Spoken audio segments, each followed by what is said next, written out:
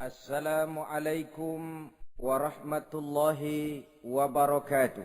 Waalaikumsalam warahmatullahi wabarakatuh. Bismillahirrahmanirrahim. Alhamdulillahi rabbil alamin. Wassalatu wassalamu ala ashrafil anbiya'i wal mursalin, imamil muttaqin, sayyidil ghurril muhajjalin, Sayyidina wa maulana Muhammadin wa ala alihi wa ashabihil mujahidin at-tahirin, amma ba'du. Saudara-saudara kaum muslimin rahimakumullah. Kejadian dan keberadaan kita dalam kehidupan di dunia ini merupakan kejadian dan keberadaan yang terima jadi atau terima beres. Artinya, tidak seorang pun di antara kita yang dahulunya pernah mesen untuk punya potongan seperti yang sekarang ini, punya warna kulit seperti yang sekarang ini, punya bahasa seperti yang sekarang ini. Seluruhnya kita terima jadi. Oleh karena kita terima jadi, maka Allah tidak menilai manusia dari rupa dan potongannya, tidak juga dari harta bendanya. Bersabda Nabi kita, Innallaha la yanzuru ila suwarikum wa amwalikum, walakin yanzuru ila qulubikum wa a'malikum. Sesungguhnya Allah subhanahu wa ta'ala tidak melihat potonganmu, tidak melihat harta bendamu, tetapi yang dilihat dan dinilai oleh Allah subhanahu wa ta'ala tidak lain adalah hati dan amal perbuatanmu. Kenapa rupa yang elok, paras yang cantik tidak dijadikan penilaian utama oleh agama? Pertama, karena yang namanya cantik adalah relatif. Tergantung siapa yang memandang.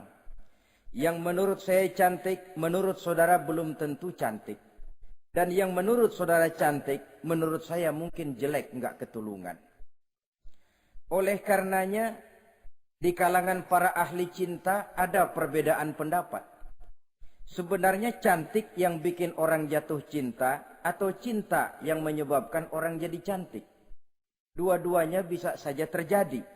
Mungkin karena cantik orang lalu jatuh cinta, mungkin sudah kadong cinta biar gempor cantik juga. Tapi yang jelas cantik adalah relatif. Yang kedua, cantik itu temporer, berubah oleh pergeseran masa dan pertukaran waktu. Tidak ada orang makin ke ujung makin cantik. Sekarang dia sedang sweet 17-an, umur 17-an, of course cantik bukan alang kepala. Seluruh yang ada dalam dirinya menjadi syair di kalangan para remaja. Rambutnya katanya ikal berderai, pipinya bak pauh dilayang, lalu janggutnya katanya macam lebah bergantung, alisnya macam semut beriring. Kalau dia senyum orang pada lemes. Itu sekarang 2, 30, 40 tahun yang akan datang kalau dia senyum mungkin orang lari semua. Cantik itu temporer. Dan yang ketiga, di atas langit masih ada langit lagi. Di atas yang kita anggap cantik, rupanya masih ada yang lebih cantik lagi. Oleh karena itu, penilaian inti dari agama bukan soal potongan, bukan soal harta benda, tapi hati dan amal perbuatan. Alangkah lebih idealnya lagi kalau hati yang baik dan perbuatan yang baik berada pada rupa yang elok juga. Inilah yang dinamakan kecantikan zahir dan batin. Dan ini yang dimiliki oleh Nabi Allah Yusuf alaihi salam yang akan kita bicarakan pada pertemuan kita kali ini. Pantas kalau pada saat kita berdiri di muka cermin, disunahkan kita membaca doa seperti yang diajarkan Nabi. Allahumma kama hassanta khalqi fahassin khuluqi. Ya Allah, sebagaimana telah engkau baguskan rupaku, baguskan juga kiranya akhlak dan budi pekertiku. Supaya kecantikan zahir diiringi dengan kecantikan batin. So apa gunanya zahir yang cantik kalau batinnya berbahaya? Itu yang orang bilang Apa guna katanya berkain batik kalau tidak dengan kebaya? Apa guna berparas cantik kalau melulu bawa bahaya? Saudara-saudara yang saya hormati, Nabi Yusuf alaihi salam diberikan oleh Allah ketampanan zahir dan batin. Artinya, zahirnya beliau memang tampan, batinnya pun memang beliau adalah baik. Dan inilah kebaikan yang berlipat ganda. Kadang-kadang ada orang yang tampangnya sederhana saja, tapi batinnya baik. Itu lebih baik ketimbang yang zahir dan penampilannya baik, tapi batinnya rusak. Maka kecantikan yang dianugerahkan Allah dalam kehidupan ini sesungguhnya bukan untuk to show only. Bukan cuma untuk sekedar dipamerkan, jadi kebanggaan. Macam kontes ratu-ratuan yang manfaatnya hampir tidak ada. Kecantikan untuk disyukuri. Kecantikan untuk digunakan kepada hal-hal yang bermanfaat sesuai dengan perintah dari yang memberikan kecantikan itu. Saudara-saudara yang saya hormati, Nabi Yusuf alaihi salam seorang nabi yang oleh Allah diberikan kecantikan zahir dan juga kecantikan batin. Beliau adalah putra dari Nabi Yakub, dari Nabi Ishak, dan dari Nabi Ibrahim alaihi salam. Artinya, ayah beliau bernama Nabi Yakub, kakeknya adalah Nabi Ishak, dan datuknya adalah Nabi Ibrahim alaihi salam. Ia bersaudara sebanyak 11 orang. Dari 11 orang saudaranya ini, hanya satu yang seibu sebapak, yaitu Benyamin. Sedangkan yang lain adalah saudara dari lain ibu. Nah, sejak kecil, Nabi Yusuf ini sudah memperlihatkan tanda-tanda bahwa di kelak kemudian hari dia akan tumbuh menjadi seorang besar. Sebab itu wajar kalau ayahnya memberikan perlakuan yang agak istimewa kepada Nabi Yusuf. Dan ini tentu memancing sifat iri dari saudara-saudaranya yang lain. Apalagi pada satu malam Nabi Yusuf di kala remaja itu pernah mimpi.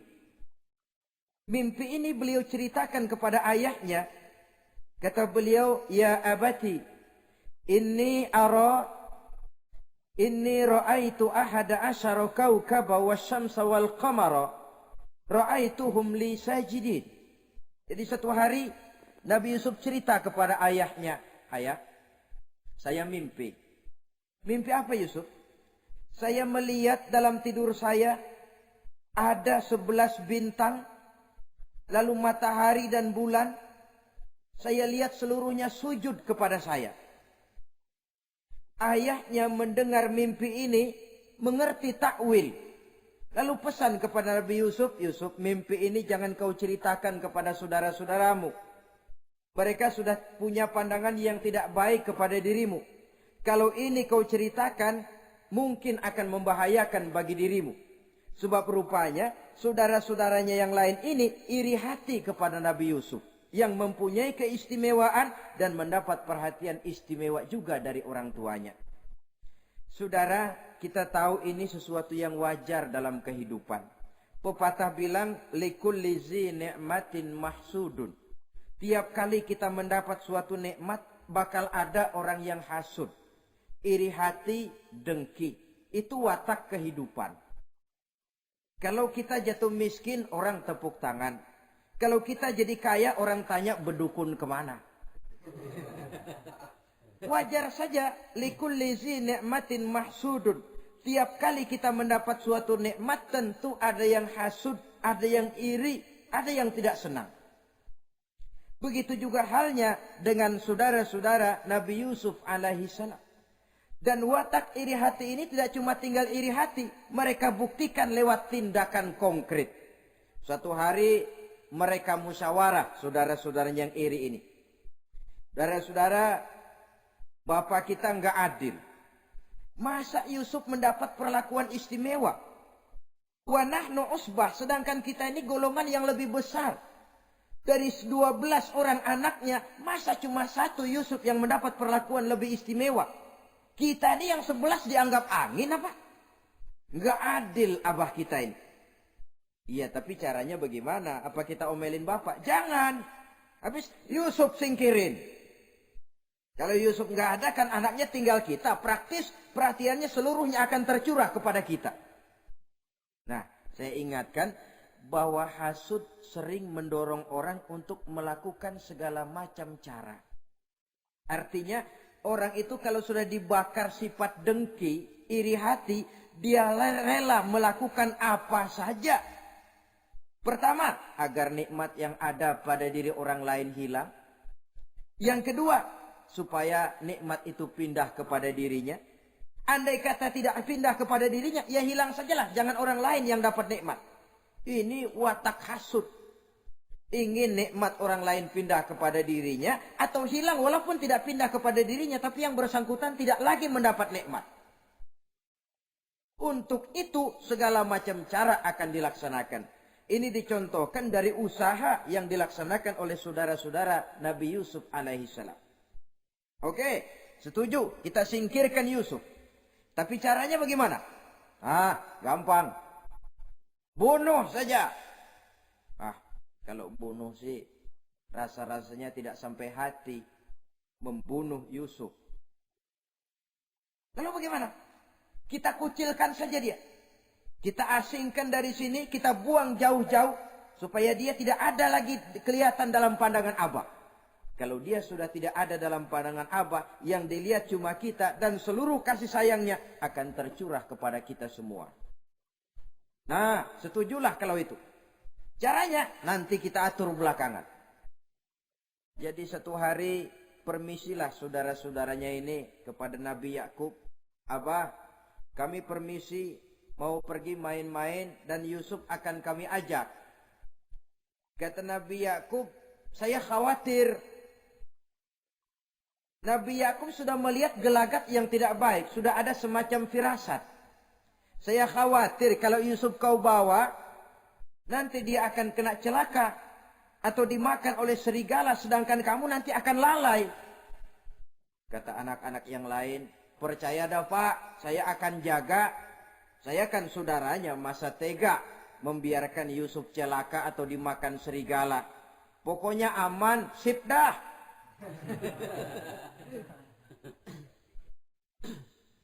Sampai akhirnya Nabi Yakub mengizinkan. Pergilah 12 bersaudara ini pergi bermain-main.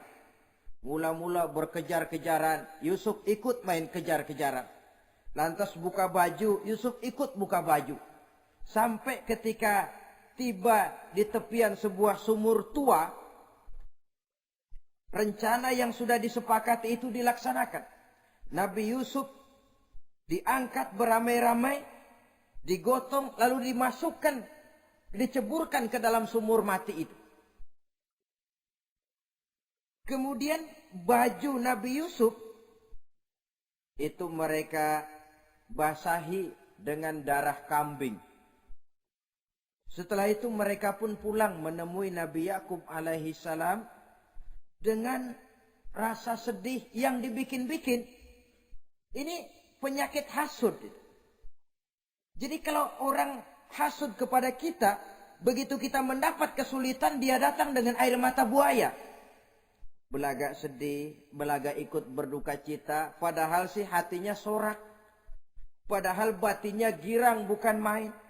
Pak, saya ikut berduka cita, Pak, saya ikut sedih. Padahal hatinya biar mampus loh.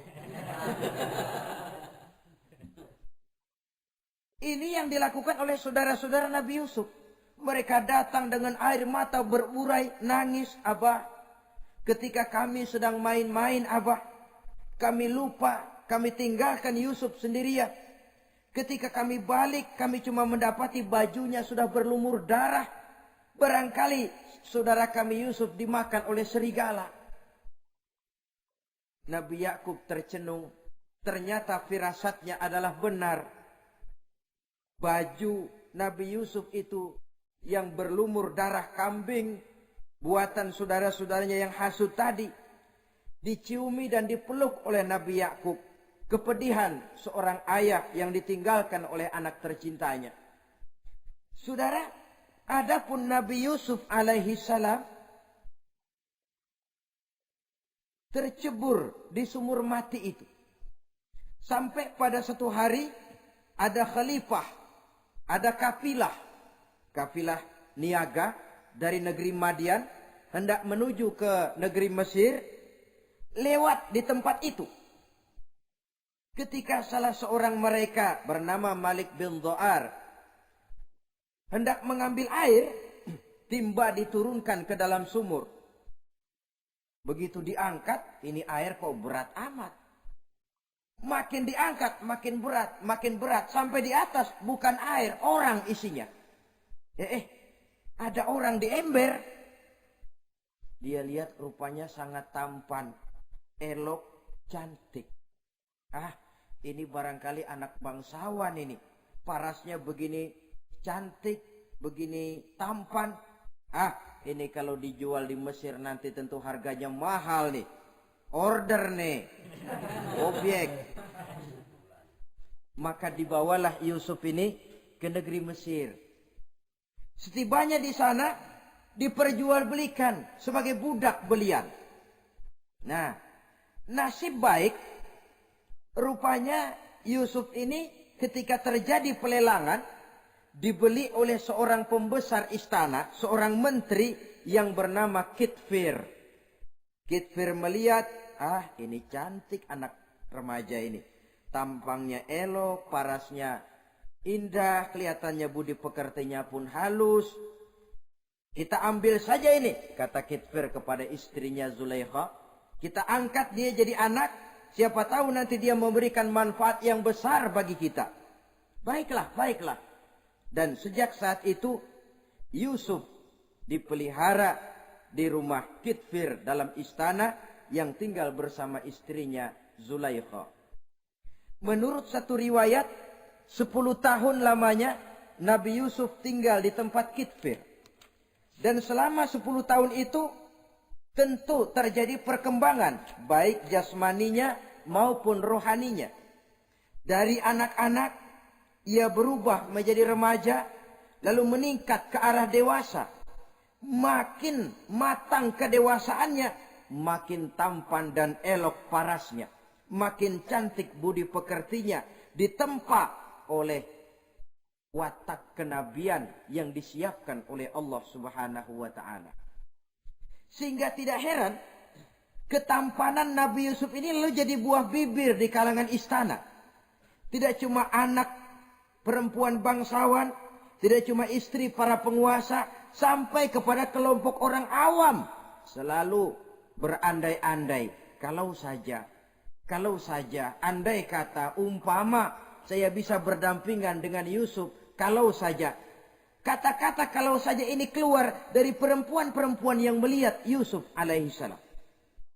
Dan yang unik, kecantikan Nabi Yusuf itu, kalau dia berdampingan dengan orang yang jelek, si jelek ini ikut sedikit cantik.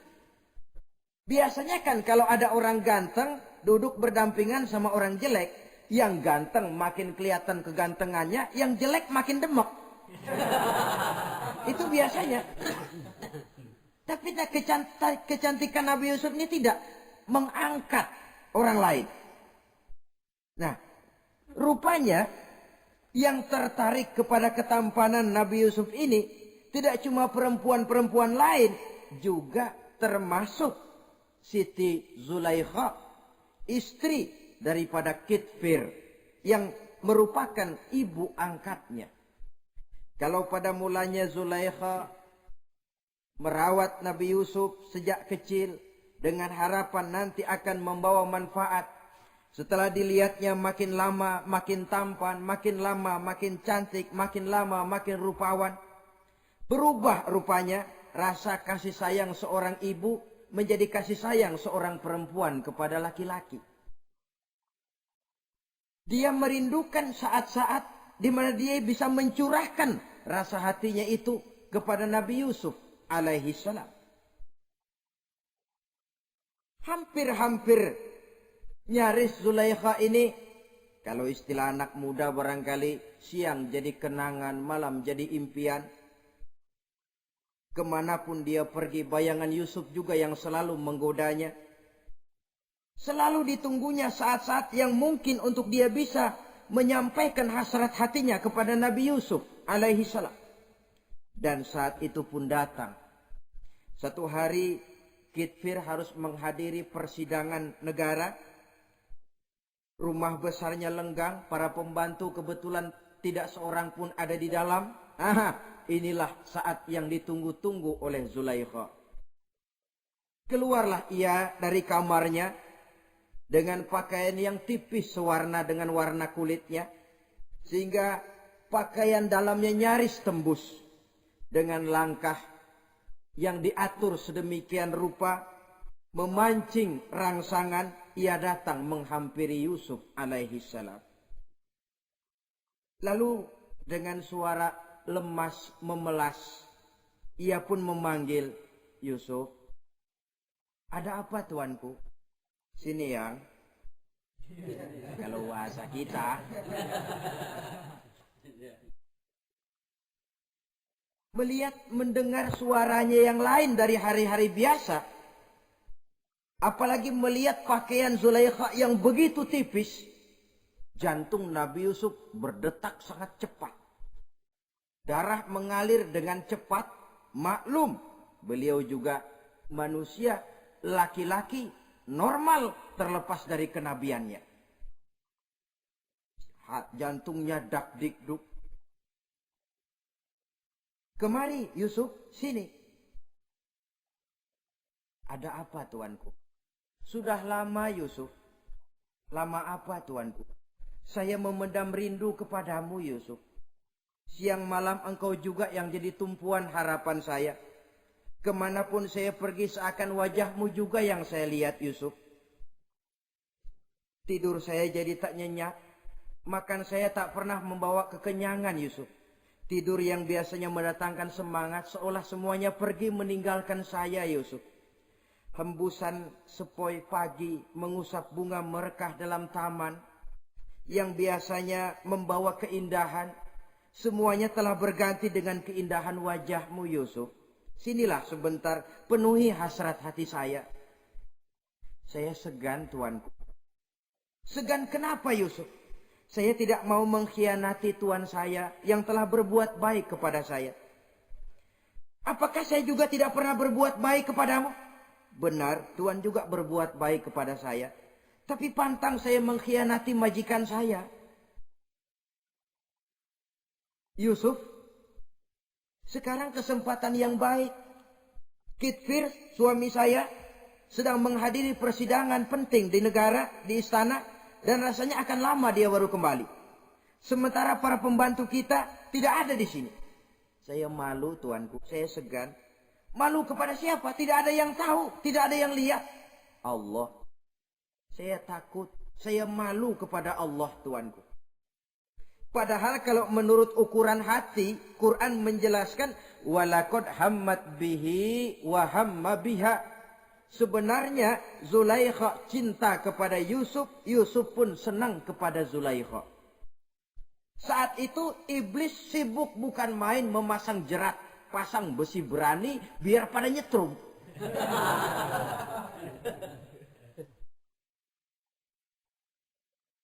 Zulaikha senang Yusuf, Yusuf sebenarnya pun secara manusiawi menyenangi Zulaikha.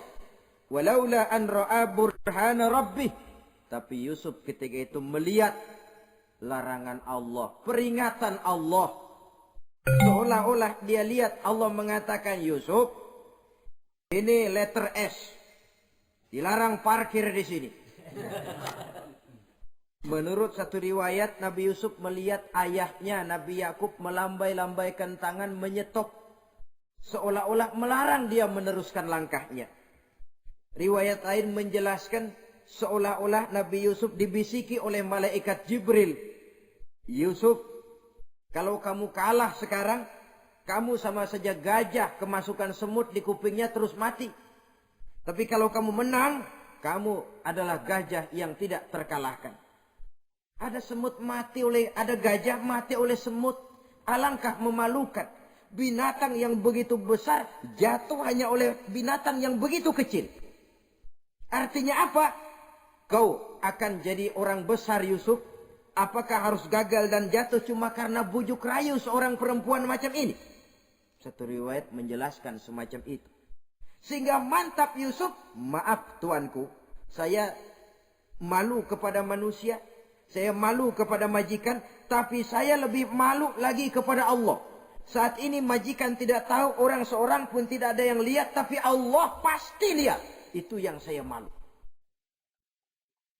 Ah Yusuf, jangan sok kalem Sob. Mumpung situasi mengizinkan, mubazir nih.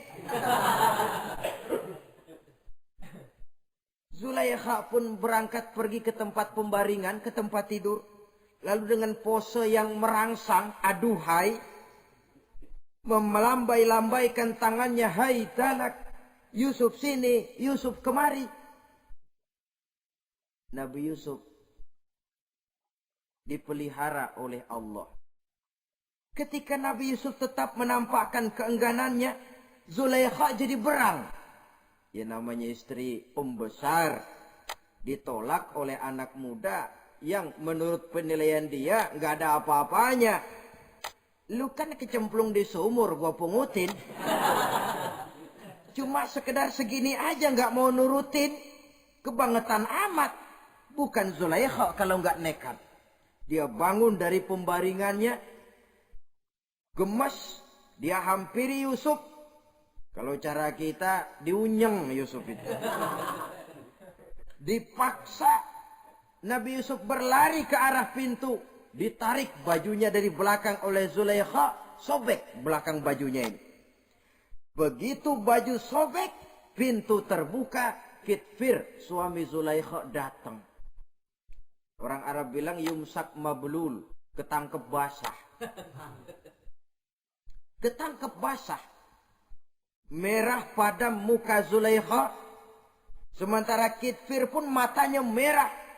Tapi Nabi Yusuf tenang-tenang saja. Ya wong nggak salah. Tenang-tenang saja Nabi Yusuf. Bukan tenang karena pengalaman. Tenang karena memang tidak berbuat yang negatif. Kadang-kadang ada juga yang tenang tapi pengalaman. Oh buaya itu. Sudah ketahuan kepentok, ketangkep hansip, anteng aja. Itu bukan nggak salah, badak. Nabi Yusuf tenang karena memang tidak berbuat salah apapun. Nabi Yusuf tenang karena yakin dirinya benar. Sehingga mantap menghadapi kedatangan Kitfir yang sangat tiba-tiba itu. Adapun Zulaikha ketika melihat suaminya berdiri di muka pintu, cepat-cepat dia berubah siasat. Inilah salah satu kelihayan makhluk bernama perempuan. Dia pandai bersalin rupa, dia pandai bermain minyak di atas air. Melihat suaminya datang, roman mukanya pun menjadi sedih.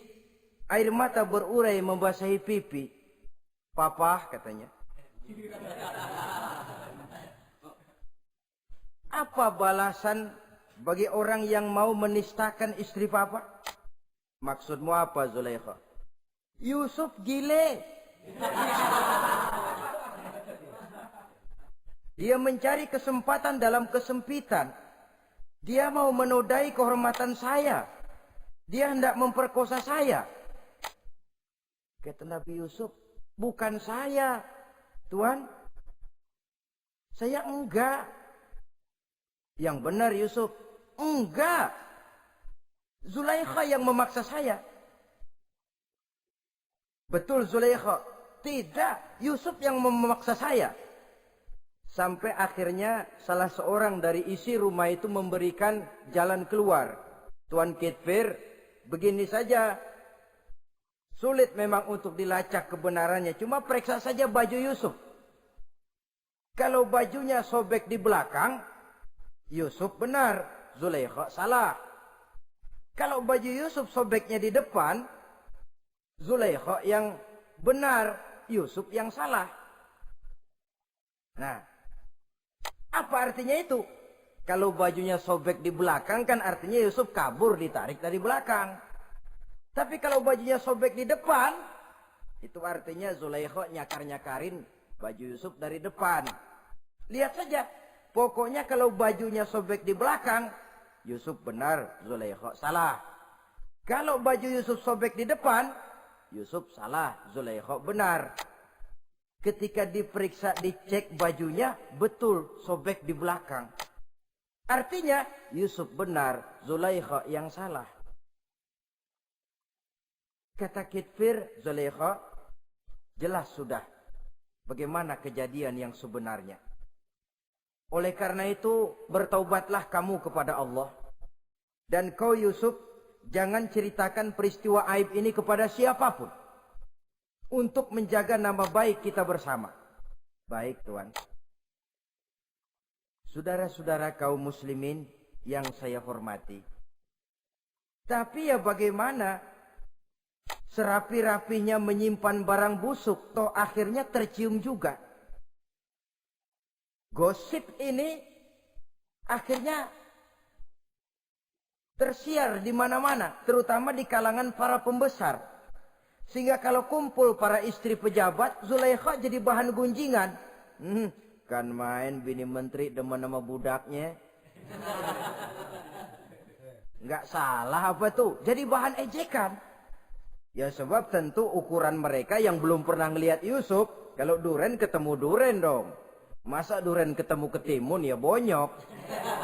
Artinya nggak seimbang. Masa istri bangsawan tergila-gila sama anak angkatnya, sama budak beliannya, nggak masuk rasio itu. Zulaikha dengar berita macam itu. Sampai dalam hatinya, pantas saja kamu ngenyek saya, kamu meremehkan saya, karena kamu belum pernah lihat potongan Yusuf bagaimana. Akhirnya dalam hati Siti Zulaikha ini timbul semacam dendam. Suatu saat gua kerjain lo. Caranya gimana? Satu hari para istri bangsawan ini diundang ke tempat Siti Zulaikha. Duduk di satu ruangan luas.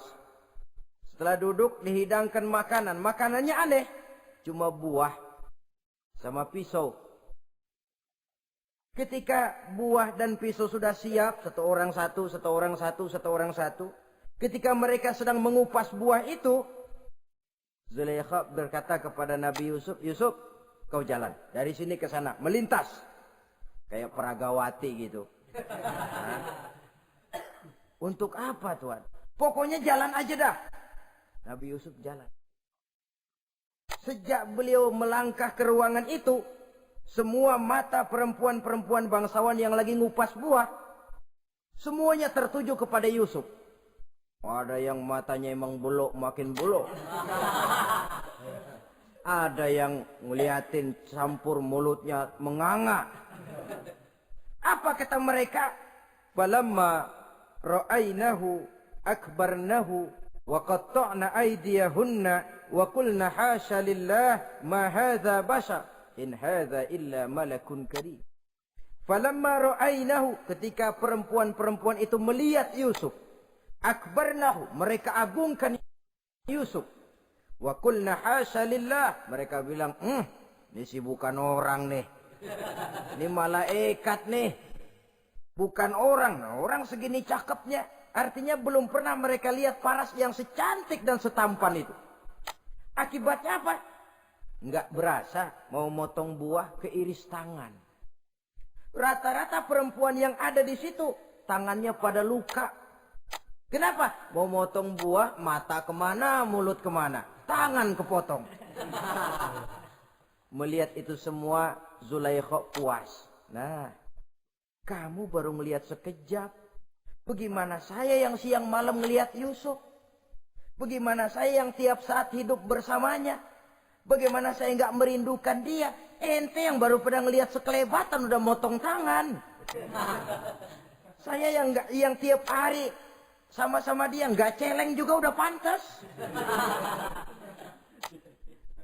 Saudara-saudara kaum muslimin yang saya hormati.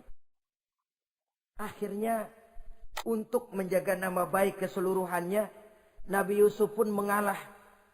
Karena berita ini sudah tersiar, Yusuf dipojokkan, tidak cuma sekedar dipojokkan, beliau dimasukkan ke dalam penjara. Tapi apa kata beliau? Rabbi sijnu ahabbu ilayya mimma yad'unani ilai. Ya Allah, kalau memang karena resiko penolakan saya terhadap ajakan Zulaikha menyebabkan saya harus masuk penjara, penjara lebih saya sukai, penjara lebih saya cintai ketimbang ikut kemauan Zulaikha. Saudara-saudara, kadang-kadang kita berpikir, kalau kesempatan itu datang kepada kita, mampukah kita menjatuhkan pilihan seperti pilihan Nabi Yusuf ini? Lebih baik penjara ketimbang mengikuti bujuk rayu perempuan untuk melakukan perbuatan yang menyeleweng ini. Ini yang dipilih oleh Nabi Yusuf. Tegar.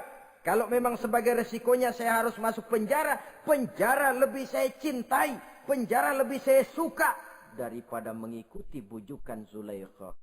Teguh karena suatu prinsip. Bukankah dalam perjuangan menegakkan akidah, kadang kita mendapat piala, tapi tak jarang kita berhadapan dengan penjara.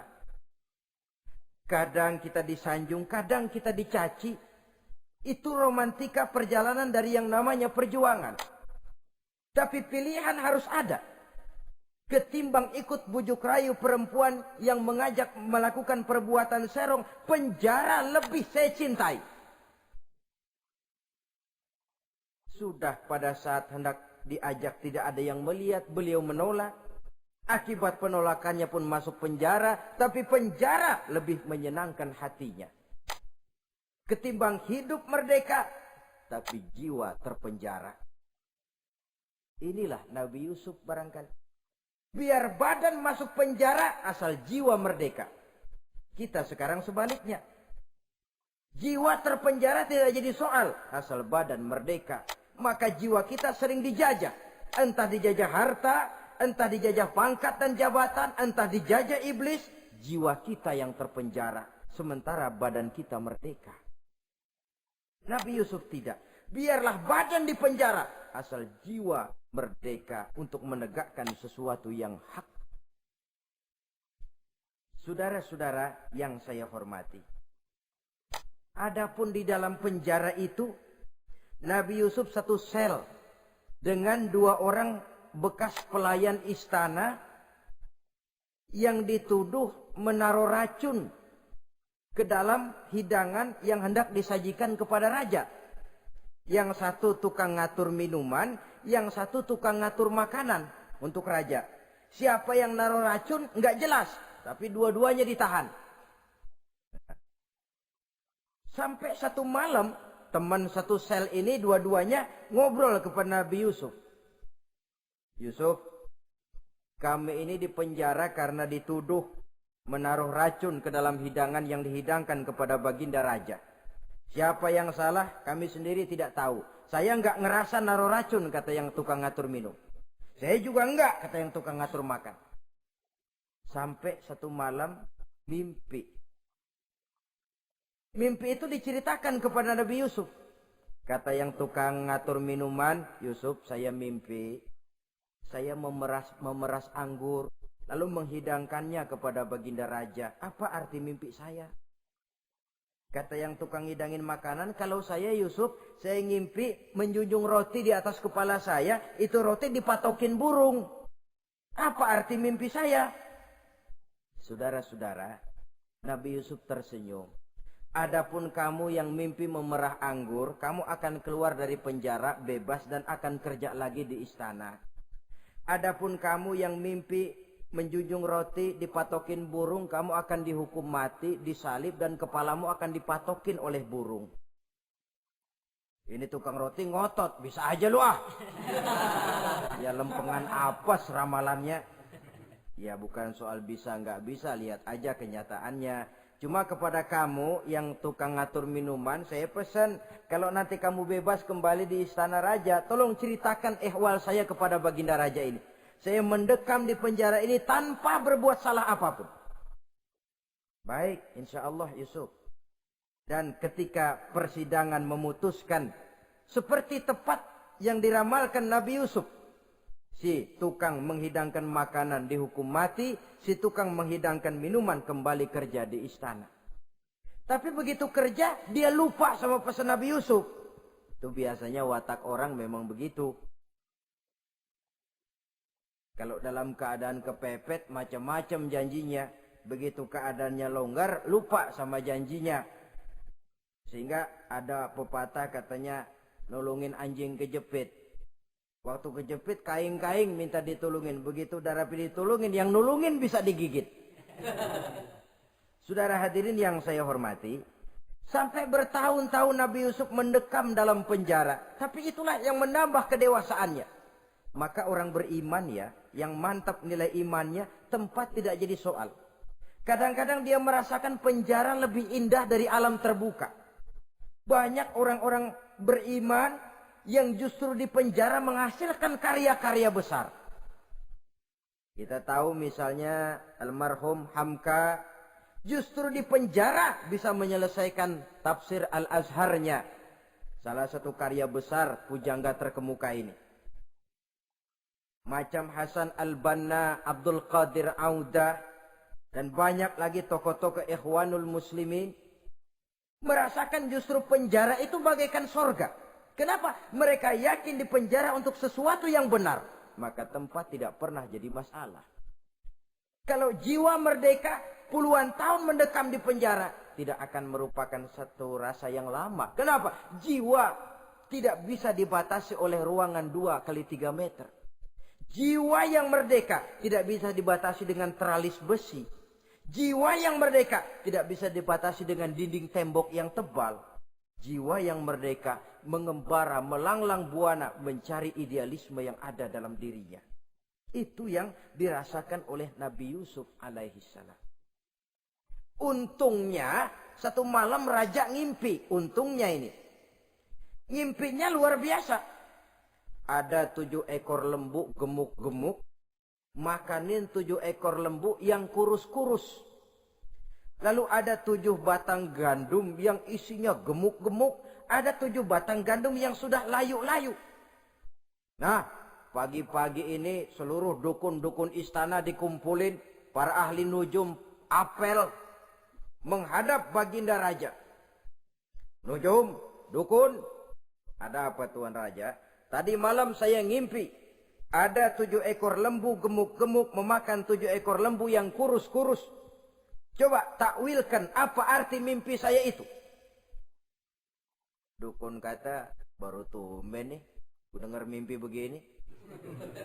Kata Nujum ditanya Nujum godek. Ah, Tuan Raja itu mah kembang tidur aja kali ah. Tidak seorang pun yang mampu mentakwilkan arti mimpi baginda. Sampai tukang minuman dengar lapor. Tuan Raja, ada apa, Mas? Saya waktu di penjara, ada seorang anak muda namanya Yusuf. Dia mentakwilkan mimpi saya dan pas seperti takwilnya. Ah, panggil Yusuf. Dipanggil Yusuf. Kain pintu penjara, masuk tukang anggur, tukang minuman ini. Yusuf, ente, iya. Kemana aja? Itu dia Yusuf, kelupaan. Iya, kalau kelupaan sehari 2 hari barangkali bisa ditolerir. Kelupaan bisa tahunan. Cuma begitu dengar ada mimpi, pikir tukang minuman. Ah, kali aja ini Yusuf bisa takwilkan, kan jasa saya nemuin Raja sama Yusuf kan. Komisi lumayan. Begini Yusuf, baginda raja mimpi begini-begini. Barangkali kau bisa takwilkan, kau dipanggil menghadap Tuan Raja. Berangkatlah Yusuf menghadap Tuan Raja. Sesampainya di sana, mohon maaf Tuan Raja. Menurut takwil saya, arti mimpi Tuan Raja itu akan datang satu masa di mana 7 tahun lamanya negara ini subur, makmur, aman, tentram, gemah, repah, loh jenawi, toto tentrem, kertora harjo. Tapi akan datang setelah itu 7 tahun lamanya di mana musim kemarau membahana, tanah menjadi kering, panen gagal, rakyat diancam kelaparan. Dan kita harus siap-siap untuk itu. Itu takwil mimpi Tuhan. Caranya bagaimana, Yusuf? Mengatasi krisis kelaparan ini. Ya, kita bikinlah gudang-gudang untuk menyimpan makanan. Kalau lagi panen jangan mumpung. Ingat pada suatu saat kita akan paceklik. Sehingga kata orang-orang tua dulu, kalau lagi sehat, ingat dong bakalan sakit. Kalau lagi kaya, ingat dong bakalan miskin. Semuanya itu milik daripada kehidupan. Tidak ada orang yang ketawa terus dalam hidup. Tidak ada orang yang nangis terus. Semuanya silih berganti, datang pergi, patah tumbuh, hilang berganti. Dunia hari ini bikin kita ketawa, besok dia buat kita menangis. Hari ini dibuatnya kita senyum, besok dibuatnya kita berurai air mata. Hari ini dijadikannya kita kaya, besok dijadikannya kita kere. Pantas kalau orang bilang, wamal hayatud dunya, Allah mengatakan wamal hayatud dunya illa lahwun wa la'ib. Hidup dunia ini cuma sandiwara. Tiap kita sekarang sedang memegang peranan. Ketika memegang peranan, ya jadi orang kaya peranan, jadi kiai peranan, jadi jenderal peranan. Sama saja dengan wayang golek. Gatot Kaca yang bertulang kawat berotot baja, punya ajian beraja musti, gagah perkasa, bisa terbang di angkasa.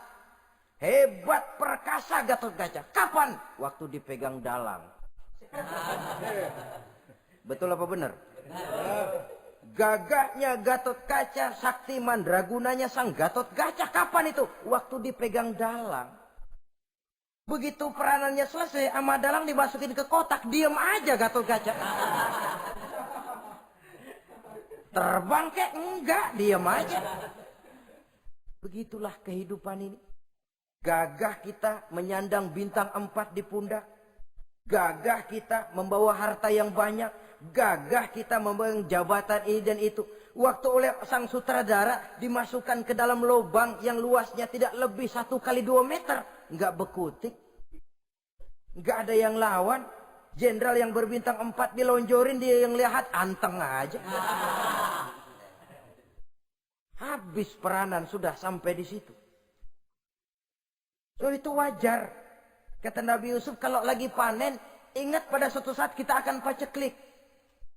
Jangan giliran panen, panen besar. Di daerah-daerah kita lihat, sudah panen pesta pora. Bukan bersyukur kepada Allah. Tapi kegembiraan itu diwujudkan dalam bentuk lain. Tontonan yang membuat lupa diri, bermabuk-mabukan. Sehingga kadang-kadang kalau di daerah itu katanya kalau musim panen, musim kawin. Musim paceklik, musim cerai. Saudara-saudara kaum muslimin yang saya hormati. Karena itu dalam satu hadis Nabi ingatkan, ta'arraf ilallah firraha ya'rifka fisyiddah. Ingatlah kepada Allah di waktu kamu senang, supaya Allah ingat kepadamu waktu kamu susah. Kalau waktu senang kita lupa kepada Allah, ya wajar. Kalau waktu susah Allah juga lupain kita. Dalam terjemahannya dengan kehidupan beragama, wa man a'rada an zikri fa inna lahu ma'isyatan dhanka wa nahsyuruhu yaumal qiyamati a'ma. Siapa yang berpaling daripada peringatanku, kata Allah, aku akan berikan dia penghidupan dan kehidupan yang sempit. Sempit itu apa lalu tidak punya duit? Punya duit. Apa tidak punya harta? Banyak harta. Tapi banyaknya harta, tumpukan duit tidak membuat hatinya makin luas. Tidak membuat hidupnya makin lapang. Sempit, sempit, dan sempit. Itu azab. Yang paling celaka, wa nahsyuruhu yaumal qiyamati a'ma. Di akhirat kami kumpulkan dia bersama orang-orang buta. Allahu Akbar. Di padang mahsyar, dikala orang sibuk, pusing dengan urusan masing-masing, buta lagi. Yang enggak buta aja pusing. Mereka teriak-teriak, qala rabbi lima hasyartani a'ma wa qad kuntu basira. Ya Allah, kenapa kami buta padahal waktu di dunia kami melihat? Allah jawabnya enak aja. Kadzalika atatska ayatuna fanasitaha wa kadzalika al-yauma tunsa. Rasain dulu. Dulu waktu di dunia datang peringatanku pada belaga pilon. kamu lupakan, sekarang juga pantas kamu dilupakan. Waktu susah kamu lupa, waktu senang kamu lupa Allah. Waktu susah juga pantas kamu dilupakan Allah. Waktu di dunia kau berpaling dari peringatan Allah. Kalau sekarang Allah berpaling kepadamu juga adil. Walaupun kalau Allah mau tidak berpaling juga adil. Sebab Allah itu mutlak. Tidak ada yang membatasi apa yang dimaui oleh Allah. Saudara-saudara kaum muslimin, itu pesan Nabi Yusuf. Bikin gudang yang besar, simpan bahan makanan untuk persediaan musim kemarau. Kalau begitu sekalian aja deh Yusuf. Sekalian bagaimana Tuan Raja? Kau saya angkat jadi menteri urusan makanan dan urusan kemakmuran. Tuan Raja, apa enggak terburu-buru? Kau bisa mentakwilkan mimpi saya, bahkan kau bisa mencari jalan keluar. Ini sudah sesuatu yang menguntungkan Yusuf. Mencari jalan keluar ini pemikiran yang menteri saya belum bisa berpikir kayak kamu. Sudah, kau pegang jabatan ini. Nabi Yusuf tidak minta diberi.